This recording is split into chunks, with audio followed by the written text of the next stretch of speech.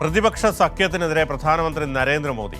ഉത്തർപ്രദേശിൽ ബി.ജെ.പി. പ്രചരണ റാലി അഭിസംബോധന ചെയ്ത മോദി CAA ഇല്ലാതാക്കാൻ ധൈര്യമുള്ള ആരെങ്കിലും ഉണ്ടോ എന്ന് വെല്ലുവിളിച്ചു.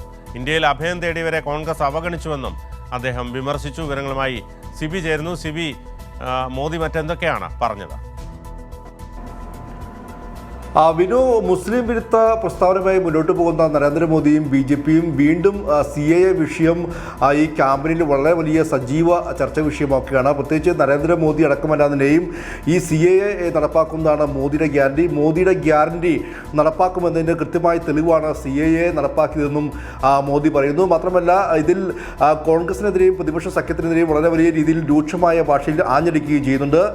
CAA ഇല്ലാതാക്കാൻ വേണ്ടി ധൈര്യമുള്ള ആരാണ് ഉള്ളതെന്ന് മോദി വെല്ലുവിളിക്കുകയും ചെയ്യുന്നു. അങ്ങനെ പ്രതിപക്ഷത്തിനെതിരെ വളരെ വലിയ പ്രചരണ ആയുധമാക്കുകയും കൂടാതെ ഹിന്ദു വോട്ടുകളുടെ ഒരു ഏകീകരണം ലക്ഷ്യമിട്ടുകൊണ്ട് നരേന്ദ്രമോദി ഈ മുസ്ലിം വിരുദ്ധ സമീപനം വീണ്ടും ആവർത്തിക്കുകയാണ്. അതിൻ്റെ ഭാഗമായിട്ടാണ് ഇന്നിപ്പോൾ UPയിൽ നടത്തിയ പൊതു റാലിയിലായിരുന്നു ഈ CAA വിഷയം ഒരു കാരണവശാലും പിൻവലിക്കില്ലെന്നും അത് ഇല്ലാതാക്കാൻ ധൈര്യമുള്ള ആരാണുള്ളതെന്നും മോദി ചോദിക്കുകയും ചെയ്തത്.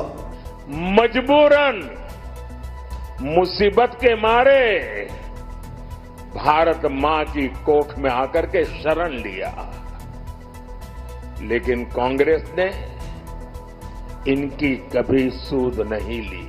കഴിഞ്ഞ ദിവസമാണ് 14 പേർക്ക് ഈ CAAയുമായി ബന്ധപ്പെട്ടുകൊണ്ട് അല്ലെങ്കിൽ ഈ പൗരത്വ നിയമപ്രകാരം പൗരത്വം നൽകിക്കൊണ്ട് കഴിഞ്ഞ ദിവസം കേന്ദ്ര സർക്കാർ ഉത്തരവിട്ടിരുന്നു. മാത്രമല്ല, അത് നേരിട്ട് പൗരത്വം നൽകി. അത് മാത്രമല്ല, അതോടൊപ്പം തന്നെ 300-ലധികം പേർക്ക് ഓൺലൈൻ വഴി പൗരത്വം നൽകിയതായും കേന്ദ്ര സർക്കാർ അവകാശപ്പെടുകയും ചെയ്തിരുന്നു. പ്രത്യേകിച്ച് നമുക്കറിയാം, സുപ്രീം കോടതിയിൽ ഈ ഒരു കേസ് പരിഗണിക്കുമ്പോഴാണ് ഇത്തരത്തിൽ ഈ പൗരത്വ നിയമ ഭേദഗതി നടപ്പാക്കുന്നത് ത്വരിതഗതിയിൽ കേന്ദ്ര സർക്കാർ മുന്നോട്ട് പോവുകയും ചെയ്യുന്നത്.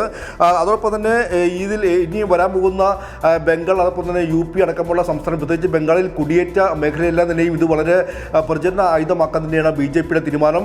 ഹിന്ദു വോട്ടുകളുടെ ഏകീകരണവും അതോടൊപ്പം തന്നെ മുസ്ലിം വിരുദ്ധ നയങ്ങളുമായി മുന്നോട്ട് പോകുന്ന ഒരു പ്രചരണം ഇപ്പോൾ മോദിയും BJPയും മുന്നോട്ട് വയ്ക്കുന്നു. അയോധ്യ രാമക്ഷേത്രത്തിന് ശേഷം ഇപ്പോൾ CAA ഒരു പ്രചരണ ആയുധമാക്കിക്കൊണ്ട് ഈ ഹിന്ദു വോട്ടുകളുടെ ഏകീകരണം തന്നെയാണ് നരേന്ദ്രമോദി ലക്ഷ്യമിടുന്നതും.